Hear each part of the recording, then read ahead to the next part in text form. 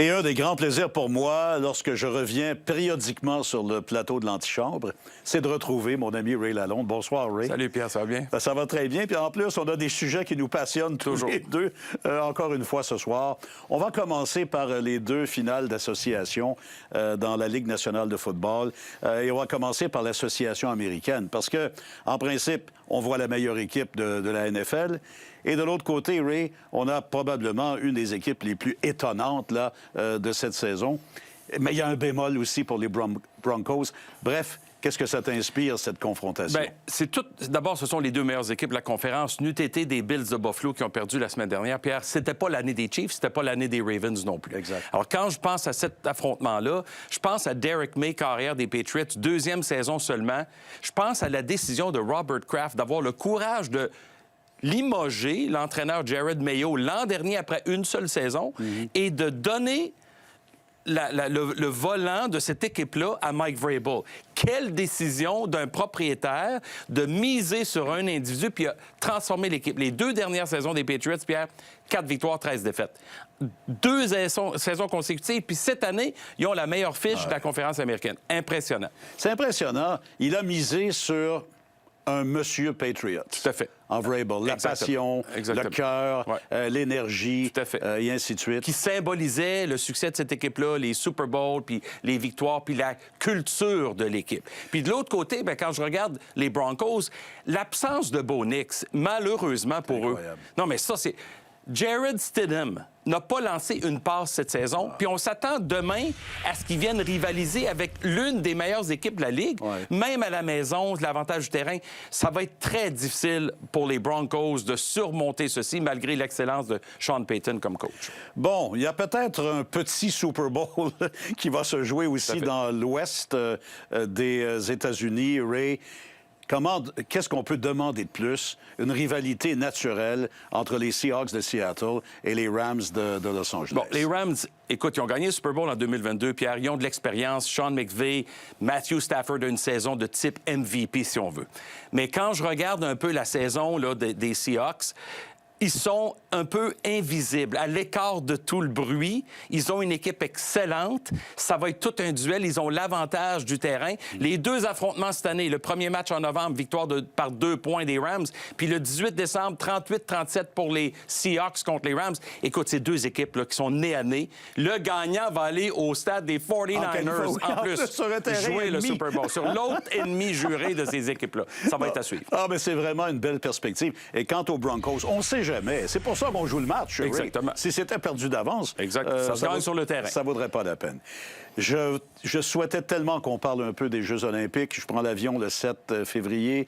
Je sais que tu es un passionné et je sais que tu aimes analyser ce qui se passe sur le plan télévisuel, le plan marketing. Ces jeux-là, est-ce qu'ils t'inspirent avec le retour des joueurs de la Ligue nationale de hockey, entre autres? Je pense que c'était une occasion ratée, Pierre, depuis 2014, donc en 2018 à Pyeongchang, 2022 à Beijing, de ne pas avoir les joueurs de la Ligue nationale. Tu ne peux pas avoir un tournoi olympique où tu prétends gagner une médaille d'or, puis les meilleurs participants au monde dans une discipline ne sont pas présents. Dans un sport qui est assez universel. Tu sais, il y a quand même 25-30 pays qui jouent du hockey de bonne qualité, puis une dizaine qui ont des équipes de qualité olympique. Alors, les fans attendent ça. On veut voir les meilleurs contre les meilleurs. Et depuis 2014, qu'est-ce qui est arrivé? C'est qu'on a intensifié la rivalité Canada-USA. Puis, peut-être avec un aspect politique encore plus intense maintenant, il y a un enjeu. Les Américains détestent le Canada sur le plan hockey. Ils veulent leur vengeance. Les Canadiens doivent préserver ce sommet-là, ce seuil de champion, de roi incontesté du hockey mondial. Fait que tous les yeux sont rivés sur ces deux équipes-là. Puis, sur le plan olympique, c'est l'attrait numéro 1 des Jeux olympiques d'hiver. Comme en été, c'est comme le 100 mètres chez les hommes. Ça peut être le basketball masculin, tu sais. Mais en hiver, patinage artistique et hockey sur glace. Et en plus, la confrontation des 4 nations a attisé la flamme. Ben oui, ça a contribué à le Canada et les États-Unis. Absolument. Ça va être très bon. J'ai hâte de voir ce tournoi-là. Puis surtout pour la Ligue nationale de hockey, bonne décision de pouvoir profiter de ce rayonnement mondial qu'offrent les Jeux olympiques. C'est la première fois, encore une fois, que les gens dans le monde entier peuvent voir et expérimenter cette relation avec la Ligue nationale de hockey, puis le meilleur produit de hockey au monde, comme le basketball, la NBA le fait depuis les Jeux de Barcelone en 92. Bon, et parlant d'attiser le feu, 2. Il y avait la grande confrontation encore ce soir entre le Canadien et les Bruins. C'est vraiment devenu, d'après moi, je pense d'après toi aussi, absolument, la confrontation dans la Ligue nationale. Mais dans les hockey, rivalités de sport. Et dans les vieilles équipes. Exactement. Là. Dans la rivalité de sport, là, Bears-Packers, ils se sont affrontés au total, puis c'est dans la NFL, 213 fois en plus de 100 ans. Ouais.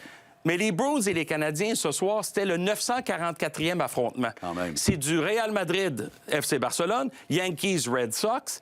Dans la Ligue nationale de hockey, c'est Canadiens-Bruins. 34 fois en série. Canadiens l'emportent 25 séries sur 34, pardon. Ils ont dominé les Bruins à un moment donné de 1946 à 1987 avec 18 victoires en série consécutives. Moi, je pense à ce but de Guy Lafleur en 79. J'étais au Forum quand ça a été marqué. Le plafond élevé, c'est peut-être le but le plus célèbre dans l'histoire des Canadiens de Montréal. Mais je retourne un peu plus tôt, en 71, la dernière saison de Jean Béliveau. Cette équipe-là, les Canadiens n'avaient aucune chance contre les Big Bad Bruins avec Esposito et Bobby Orr. Et qu'est-ce qui est arrivé à cette occasion-là? Canadiens tiraient de l'arrière 5-1 dans le deuxième match à Boston. En fin de deuxième, Henri Richard marque un but. Les Canadiens en marquent 5 de suite en troisième, gagnent 7-5, battent les Bruins en 7. Dernière fois, c'est pour moi le centenaire des Canadiens quand on a invité les Bruins à cause de notre rivalité amicale hors glace, mais intense sur la glace, à participer à notre 100e anniversaire. Ça, je pense que c'est très important. C'était extrêmement important et encore une fois, bravo, Ray. Quelle soirée absolument inoubliable. Puis sur ce fait-là, Pierre, j'ai bonne mémoire, comme tu le sais, sur des statistiques de sport, mais j'ai pas oublié ce que tu m'as dit la dernière fois, c'est-à-dire de t'emmener ton jeu de Monopoly du centenaire des Canadiens, dont on fait figure des Bruins là-dedans à plusieurs reprises. Mais pour un gars comme Pierre, je le souligne, là, félicitations pour les hommages qui sont vers toi. Je pense toujours à ton frère Paul, je pense à toi. La voix de René Lecavalier, Richard Garneau puis Dick Irvin quand j'étais jeune, ça m'a marqué dans mes annales puis mes souvenirs. Mais pour la génération des millénaires, puis la génération Z, la voix de Pierre Houd symbolise l'excellence de la télédiffusion puis l'association avec les matchs des Canadiens. Alors, Pierre, bravo à toi pour tous ces hommages-là, tellement mérités. Je te félicite. Bien, merci beaucoup, Ray. C'est très, très touchant de tout ce que tu dis. Et tu connais mon admiration aussi pour le travail exceptionnel que tu as accompli et que tu accomplis encore. Merci beaucoup. Pierre. Ben voilà.